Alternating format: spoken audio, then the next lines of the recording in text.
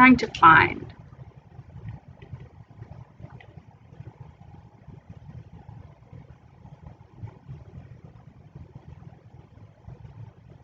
And as you can notice, my kitten started to get my hand again. All right, so let's see. 2, the second step is going to be write a sentence with the word is. So that's already what we've been doing in the other example. And then 3, we're going to translate it to math, which we practiced, and solving. So the first main part is actually just going to be underlining our question and writing our sentence. And other than that, we already know how to do the rest of it. So here we go. Example 3. In a certain city, the tax rate is 5%. If the sales tax on an item is $1.25, what is the sale price of the item? So our question is, what is the sale price of the item? All right, so our let statement, or sorry, not our let statement. Our unknown is the sale price of the item. Okay, so X is the sale price of the item. So my equation I'm going to write, let's see, can I think of a sentence using these items here? Well, I know that $1.25 is 5% of whatever that original price was. So I know that $1.25 is 5% of the sale price.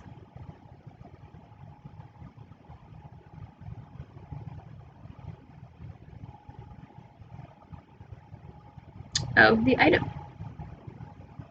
Okay, this is what I know. I know that $1.25 is 5% of the sales price of the item. And look what I've done. I have now written a sentence with the word is in it. So now I can translate this to math, which is what we practiced. So bringing that is down, we get an equal sign. That is already a number. 5%, remember we can't write it as a percent, so you have to bring in that 100. Of is going to be the multiplication. And then the sale price of the item, we already said was X. So go ahead and write in X. Now this looks exactly what we've been working with previously. Let's go ahead and write that in black. Things are getting serious. We're writing this in black. All right. And then let's bring this to the side to work on it a bit more. Can we simplify this? Well, 5 and 100, I can simplify that. Those are both divisible by 5. So that's going to be 1.25 times 1, oh sorry, not times, we're still working with the equation. 1.25 equals 1 over 20 times X. So now to get X by itself, we're going to use that rule where we multiply both sides by the reciprocal.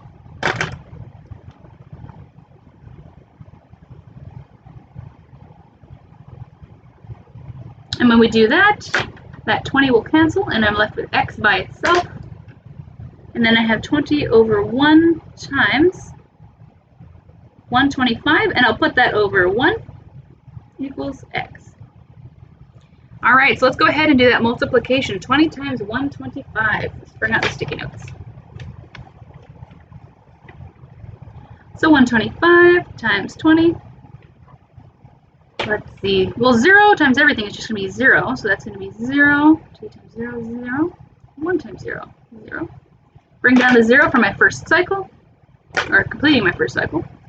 And then 2 times 5 is going to be 10. So we'll carry that 1 and write the 0 down for 10. 1, 0. Then 2 times 2 is going to be 4. And then we're going to add the 1, so that's going to be 5. And then 2 times 1, which is 2. Let's go ahead and add the results. 0, 0, 5, 2. And how many decimal places did we move? Well, this time we actually have 2 decimal places. So as usual, we start here, and we're going to move over 2. 1, 2. So my decimal is 25. And you don't need to write the 0.00. So you just go, and we're just left with 25. So X equals 25. So what was the question? The question was, what is the sale price of the item? So the sale price is 25. And there's our answer.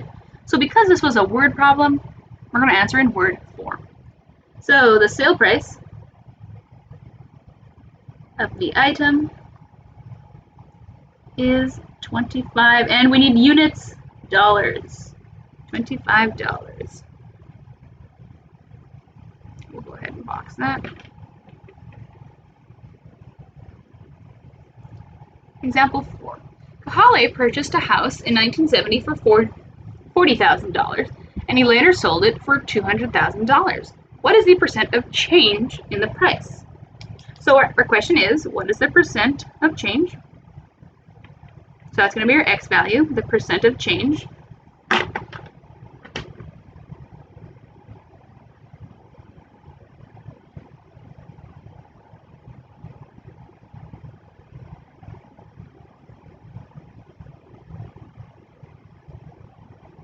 So the question here that we're trying to figure out is what is, or what percent is 40,000 of 200,000? So try to think of a question that we could write, kind of similar to that we did, not a question, sorry. Think of a sentence we could write similar to how we did up here. Well, I could think of one sentence would be 400,000 is what percent of 200,000? So 40,000 is what percent of 1,000? Well, translating this sentence into an equation, we'll go ahead and get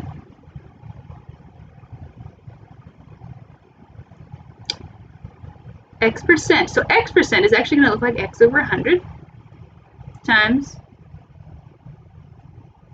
that much. All right, there we go. We had our sentence with the word is in it, and then there's our equation. We just translated straight off of the sentence. Okay, so we can simplify with the zeros here. Take out 2 of those zeros. And rewriting this real quick in black.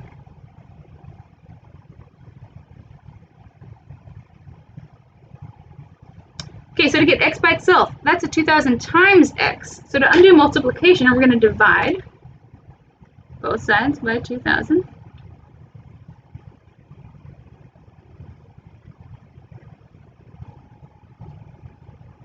And simplifying, we got rid of those 2 zeros, and those 2 zeros. So we are left with bringing my equation over with my arrow. 40 over 2 equals x. Let's see, can I simplify 40 divided by 2? Well, they're both divisible by 2. Divided by 2, divided by 2. 40 divided by 2 is going to be 20. 2 divided by 2 is just 1. So you get 20 over 1, which simplifies into just 20. So my answer, there is a 20% change in price, period.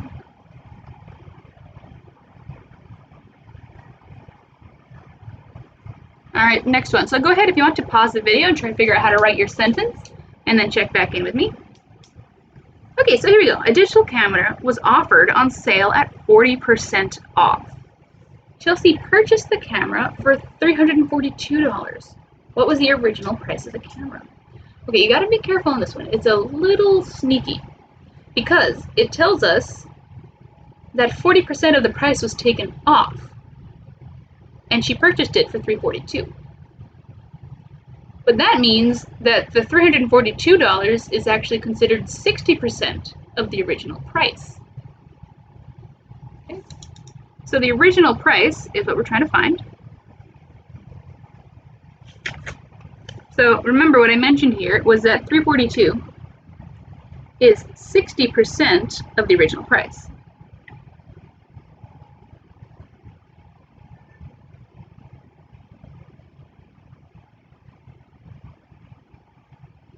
Oh, look at that. We already have our sentence.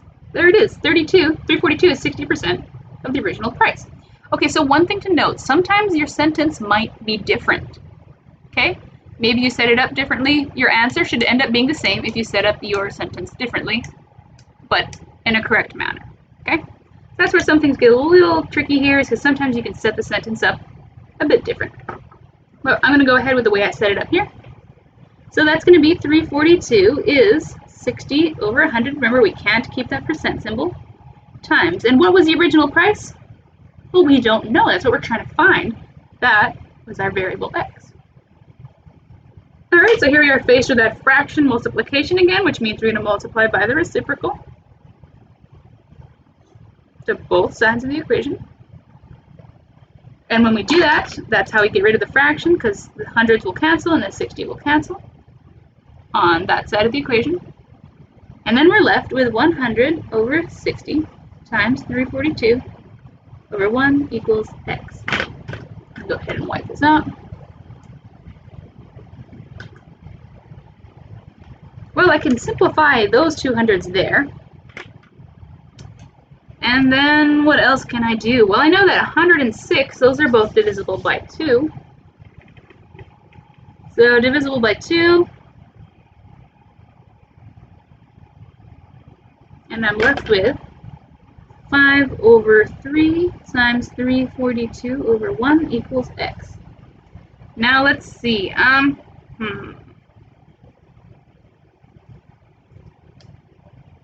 So, question is, can I divide 3 into 342? So there's a simple, or not simple, there's a sneaky way to check if it's divisible. And how we do that is we're going to add up the digits of 342. Well, 3 plus 4 is 7, and then 7 plus 2 is 7, 8, 9. So the question is, when I added up the digits, I got 9. Can 3 divide 9? If the answer is yes, then we know 3 can actually divide 342. There's a proof for how this works, but it is a kind of confusing proof, but it does exist. If you ever want to find it, you can probably type it into Google and find it. But, so because the digits, when added up, equal the number that 3 can divide, we know that 3 can divide 342. So let's go ahead and do that division. Can 3 go into 3? Yep, once. Bring down to 4. Can 3 go into 4? Only once. We'll do that 3 division again. So then 4 minus 3 is 1. Bring down the 12 for the next cycle. Can 3 go into 12? Yeah, 3 times 4. And we're done. 3 went perfectly into 342, because our remainder is 0. So those two divide. Let me wipe that out real quick. So we divided both of them by 3, and we get 5 times, well, 342 divided by 3 was 114. Thank you, sticky note. And there we go. So the last thing to do is that multiplication of 5 times 114.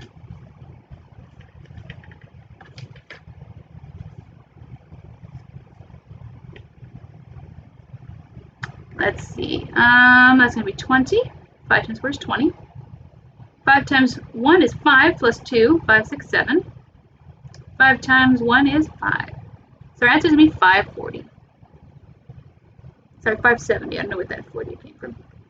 So the question is, what's my answer? Well, our answer is, the original sale price is $570.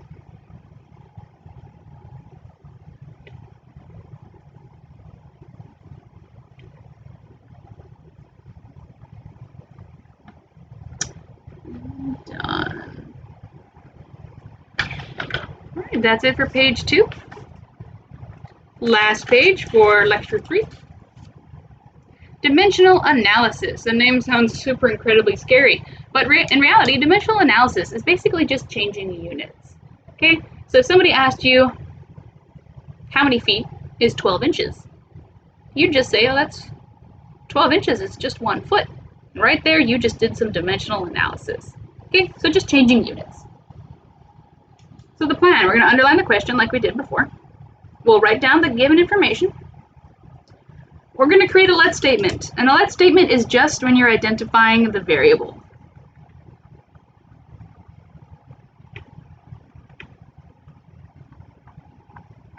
Then we'll set up the equation and simplify. And we'll write our answer in a complete sentence. All right, so here we go. Suppose Yukio sends an average of 70 texts per day. How many texts will he have sent in a year? So our question is, how many texts will he have sent in a year? So my given information, well, we're given that he sends 70 texts in 1 day. So that's going to be 70 texts per per means, that's another word for division. So per day, 1 day. That's what we're given. So our let statement is going to be whatever the variable is. Well, the variable is the number of texts in 1 year. Okay?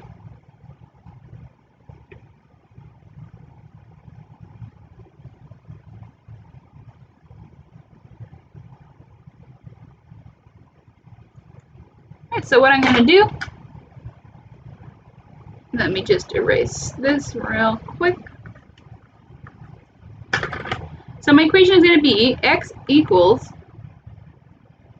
70 texts in 1 day. But this equation is not in the variables I want it in. At the moment, this is texts per day. But what I want x to equal is actually texts per year. Okay, that's my goal. My goal is texts per year. That's what I want my x value to equal. And at the moment, my x value is text per day. So I need to change this using what we call equivalences. What's an example of an equivalence? Well, one example is 1 foot is the same as 12 inches. That right there is an equivalence. What's another equivalence? I think of years. Well, 1 year is the same as 365 days. We're just going to go ahead with that value there. Think of another equivalence. What equivalence do you use? 24 hours in a day. Okay, so those are called equivalences. Okay. Now a fraction for an equivalence, I'll show you 2 examples just with this one. So here are 2 options for this equivalence. One fraction option would be feet over inches. That's a fraction option. The other option we have, this was option 1, the second option we have would be inches over feet. Those are the fractions created from our equivalence. So that's our plan. We're going to find an equivalence and then create a fraction. Well, my goal is I want to have text per year. So this text value up here, that's fine. I don't need to get rid of that, but I want to get rid of the days. So I need to think of an equivalence that tacks days with years. It includes days and years. Well, I already found that equivalence right here. 1 year and 365 days. I'm good. I'm golden. I have found my equivalence. The question is, which fraction form am I going to use? It's a great question. Well, the answer is, because I want to get rid of days, I'm going to line days up with a day on top. Remember how we do canceling in fractions? We can cancel from the denominator and the numerator. So that's what we're going to do. We're going to use that idea of canceling from the numerator and the denominator. So my equivalence was 365 days and 1 year. All right, when I do that, and I'm multiplying this to my fraction, the days will cancel, and I am left with 70 texts. So 70 times 365 texts all over 1 times 1 years. Well, gosh, what is 70 times 365? I do not know. Let's bring out our sticky note. Let's see, this one's already used. Let me bend that in half so you can't tell that it was used. Wahaha. All right. Look at that, a brand new sticky note. All right, so 365 times 70. The zeros, we know that's always going to be 0. 5 times 0, 6 times 0, 3 times 0. And my new cycle. 7 times 5 is 35, so we'll keep the 3 and add 5. 6 times 7, what is 6 times 7? 42. So 42 plus 3 is going to be 45. And then 7 times 3, what is 7 times 3? That is 21. 21 plus 4 is 25. And there we go. Whoa, that is a big number. How do you even say that number? That number is 25,550. My goodness, that person sends a lot of texts. 550 texts per 1 year. So our answer will be Yukio will have sent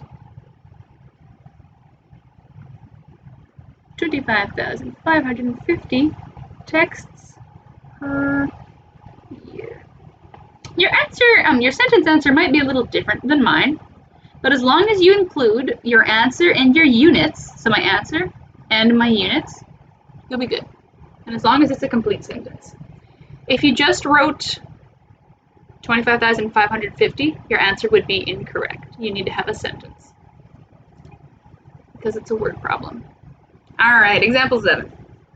Suppose Jean sends 5 texts per hour. How many texts would she have sent in 1 year? Well, our question seems to be the same as last. It's how many texts would you have in a year? So I know my goal is the same. My goal is x equals texts per year. But what am I given? I'm given that Jean sends 5 texts per hour. It's a little different than what I started with before. So I know that she sends 5 texts in 1 hour. I don't want texts per hour, I want texts per year. Okay, so the variable, or sorry, not the variable, the unit I'm going to be changing is hours. So I need to think of an equivalence that includes hours and years. That's actually kind of hard, but I do know another equivalence, 24 hours in 1 day.